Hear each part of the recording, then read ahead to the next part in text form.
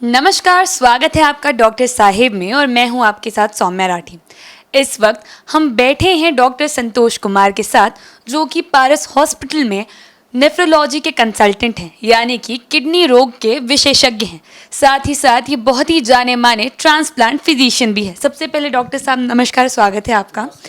आज हम डॉक्टर साहब से यहाँ पे सबसे ज़्यादा जो कॉमन, सबसे आम जो किडनी की बीमारी है, क्रॉनिक किडनी डिसीज़, उसके बारे में कुछ सवाल जवाब करने वाले हैं। ये समझने और समझाने की कोशिश करने वाले हैं कि डायलिसिस कब कराने की आवश्यकता है, ट्रांसप्लांट की नौबत कब आती है और डायलिसिस से आप लोगों को क्यों नहीं घबराना चाहिए। सबसे पहला सवाल डॉक्टर साहब मैं यही करना चाहूँगी कि जो क्रॉनिक किडनी डिसीज़ होती है, जो सबसे ज़्यादा आम है, जैसा कि आप खुद बता रहे थे, वो होती क्या है?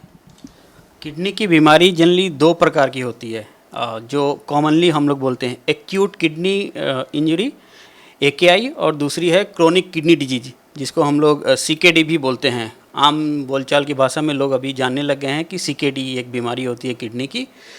तो ये दोनों में अंतर करना ज़रूरी है। एक्यूट मतलब कि रिसेंटली कुछ किडनी में ऐसा डैमेज हुआ हो, तो जनरली एक्यूट किडनी इंजरी होती है, वो कुछ डायलिसिस के बाद या बिना डायलिसिस के कुछ हम लोग दवाइयों से या कुछ प्रिकॉशन लेके उनको ठीक किया जा सकता है। वो एक्यूट है, जो कुछ दिनों में ठीक हो जाएंगी। क्रोनिक किडनी डिजीज जनरली क्या होता है कि बहुत लंबे समय से, 3 महीने से ज़्यादा या वर्षों से आपकी किडनी में कुछ कुछ प्रॉब्लम है, जो होते होते ऐसे स्टेज पे पहुंच गया जो कि इरिवर्सिबल डैमेज बोलते हैं, जो ठीक नहीं हो सकता है, तब हम लोग उसको क्रोनिक किडनी डिजीज़ बोलते हैं। तो क्रोनिक किडनी डिजीज़ होने के कारण बहुत कॉमनली अभी मोस्ट कॉमन कॉज तो डायबिटीज़ है। डायबिटीज़ आजकल जानते ही हैं कि India is a diabetic capital of world. तो इसी तरह से जनरली डायबिटीज़ के जितने भी पेशेंट हैं, उसमें 40 से 50% लोगों को किडनी की बीमारी होने की संभावना रहती है। तो पहला हो गया डायबिटीज़, दूसरा हाइपरटेंशन, कुछ ऐसे अननोन कारण होते हैं जिसमें अभी तक पता नहीं चल पाया है।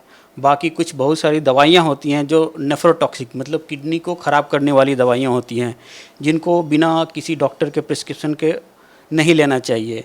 उसके बाद कुछ आनुवांशिक बीमारी होती हैं, जैसे पॉलीसिस्टिक किडनी एक डिजीज़ हो गया, और भी बहुत सारी हैं, उसके कारण भी किडनी ख़राब हो जाती है।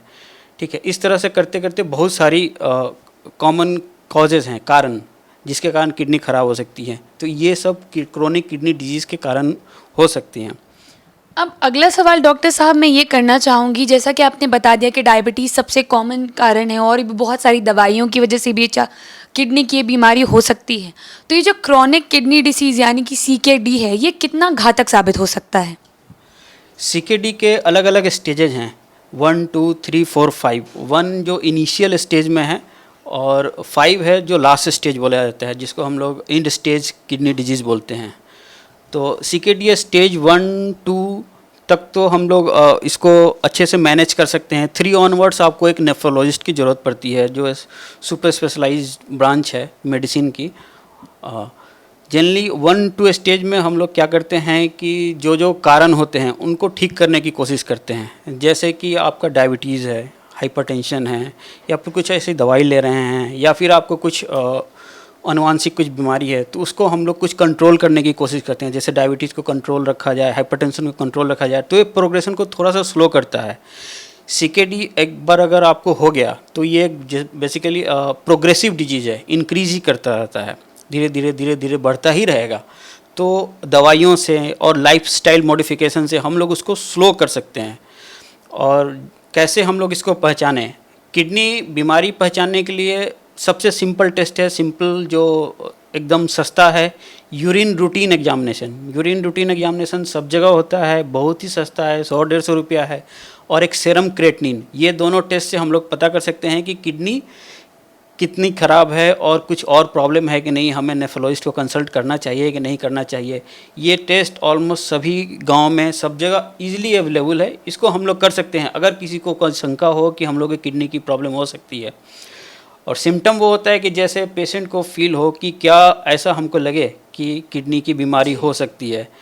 तो जनरली इनिशियली कुछ स्टेज में, जैसे CKD 1, 2, 3 तक, तो पेशेंट को पता भी नहीं चलता है, क्योंकि ये धीरे धीरे से, इंसीडियस बोलते हैं, मतलब धीरे धीरे से पेशेंट को होता है। तो पेशेंट को एहसास नहीं होता है। जब लास्ट स्टेज में 4 और 5 स्टेज में हो जाता है, तब पता चलता है कि हाँ, अभी मतलब जैसे आपको भूख नहीं लगना, ये बहुत ही कॉमन है। भूख नहीं लगेगा, किसी काम में मन नहीं लगना, कमजोरी, एकदम लेथार्जिक टाइप का लगेगा, कुछ काम करने में नहीं। और अगर लास्ट स्टेज में हो जाएगा तो उसमें जैसे CKD स्टेज 5 जब लास्ट स्टेज, उस केसेस में वॉमिटिंग होते रहना, बार बार उल्टी जैसा मन होना, जिसको हम लोग नोज़िया कहते हैं, वॉमिटिंग हो गया, उसके बाद फिर सांस लेने की प्रॉब्लम बढ़ जाना, ये सब किडनी CKD के लक्षण है। जैसा कि अभी मैंने वीडियो की शुरुआत में ही पूछा था, इसके लिए जैसे अब ये बहुत स्टेज 4 स्टेज 5 पे आ जाता है, तो इसके लिए हमारे पास क्या क्या इलाज उपलब्ध है, मरीज़ को किस तरीके से बचाया जा सकता है? हाँ, बेसिकली हम लोग इनिशियली शुरू से ही पेशेंट को ऑप्टिमाइज़ करना शुरू करते हैं। तो स्टार्टिंग होती है लाइफस्टाइल मॉडिफिकेशन से। जैसे आप अगर कोई ऐसे दवा खा रहे हैं जो किडनी को डैमेज कर रही है, उसको हम लोग बंद कर देंगे। शुगर आपका वेल कंट्रोल्ड है कि नहीं है, ठीक है। हाइपरटेंशन आपका वेल कंट्रोल्ड है कि नहीं है। नमक खाना जनरली हम लोग बोलते हैं कि आप नमक ऐसा खाएं कि खाना थोड़ा फीका लगे, कि नमक की कमी है, तो नमक कम खाना है। वॉकिंग बहुत इम्पॉर्टेंट है, एटलीस्ट सभी को 30 मिनट को तो ब्रिस्क वॉक करना ही चाहिए। तो ये सब से हम लोग ऑप्टिमाइज़ कर सकते हैं। और बहुत सारी दवाएं हैं, जैसे आप यूरिक एसिड लेवल कम कीजिए, जो एनिमल प्रोटीन है स्पेशली रेड मीट, उसको अवॉइड करना रहता है, और प्रोटीन ही थोड़ा सा कम खाना रहता है, ठीक है। और बाकी अगर यूरिन में कुछ प्रॉब्लम है, जैसे यूरिन में कुछ इन्फेक्शन है जो कि प्रोग्रेशन को बढ़ा सके, वो सबको हम लोग कंट्रोल करना रहता है। इसके लिए एक स्पेशलाइज्ड डॉक्टर की ज़रूरत पड़ती है, जो देख कर ओवरऑल आपको क्या दवाएं चलनी चाहिए, कुछ इन्फेक्शन वगैरह है कि नहीं है, तो उसको हम लोग कंट्रोल कर सकते हैं, जो प्रोग्रेशन को एकदम स्लो कर दे। अब एक बहुत अहम सवाल मैं ये पूछना चाहूँगी कि एक मरीज़ को, या एक मरीज़ जो भी इस चीज़ से सफ़र कर रहा है CKD से, तो उसकी ज़िंदगी में डायलिसिस की नौबत कब आ सकती है? डायलिसिस कब से शुरू करना चाहिए? जैसा मैंने बताया कि CKD के बहुत सारे स्टेज और ग्रेडिंग है, 1 2 3 3A and B 4 and 5। तो 5 को बोलते हैं हम लोग end stage renal disease, last stage होने के बाद भी हम लोग देखते हैं कि पेशेंट का सिम्टम कैसा है, जैसे उसको बहुत ज़्यादा प्रॉब्लम हो रहा है कि नहीं हो रहा है।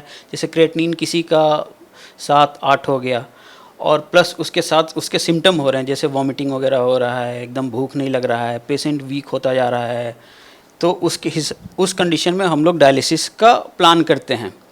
और डायलिसिस बेसिकली उससे पहले होता है कि रीनल रिप्लेसमेंट थेरेपी। जैसे आपकी किडनी ख़राब हो गई है, तो ऐसा क्या करें कि उस किडनी को रिप्लेस किया जाए कुछ ऐसे चीज़ से जो किडनी का काम करे। तो इसके लिए हमारे पास 3 संसाधन हैं। एक तो हम लोग डायलिसिस बोलते हैं। डायलिसिस भी 2 तरह की होती हैं, एक पेरिटोनियल डायलिसिस और दूसरा हीमोडायलिसिस।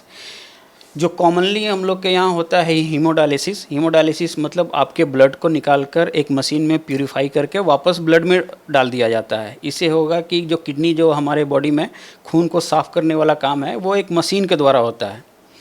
और दूसरा है बेस्ट जो बोला जाता है renal replacement therapy, that is transplantation, kidney transplantation. तो कॉमनली क्या होता है कि अगर किसी पेशेंट को आपने बताया कि आपको डायलिसिस की ज़रूरत पड़ेगी, तो ये जस्ट लाइक एक बहुत बड़ा सेटबैक है उनके लिए। उन लोग को लगता है कि लाइफ यहीं समाप्त हो गई है, लेकिन ऐसा नहीं है। डायलिसिस पर भी अभी बहुत सारे पेशेंट हैं जो वर्किंग पेशेंट है, अपना ड्यूटी किए, शाम को आए यहाँ पर 5 बजे डायलिसिस कराए, फिर घर चले गए। तो डायलिसिस पर भी लाइफ बहुत ही सिंपल है, पहले की तरह नहीं। आजकल डायलिसिस में बहुत सारे मॉडिफिकेशन हो गए हैं, बहुत सारे एडवांस रिसर्च हुए हैं, जिसके कारण पेशेंट बहुत हद तक ऑप्टिमाइज रहते हैं, उनको ज़्यादा दिक्कत नहीं होती है। तो देखा आपने कि किस तरीके से डॉक्टर साहब ने हमें बताया कि डायलिसिस, जिसे लोग अक्सर अपने जीवन का अंत समझ लेते थे, ये समझ बैठते थे कि डायलिसिस के आगे उनकी लाइफ बिल्कुल रुक जाएगी, अब उनके लिए भी चीज़ें कितनी ज़्यादा आसान हो गई है।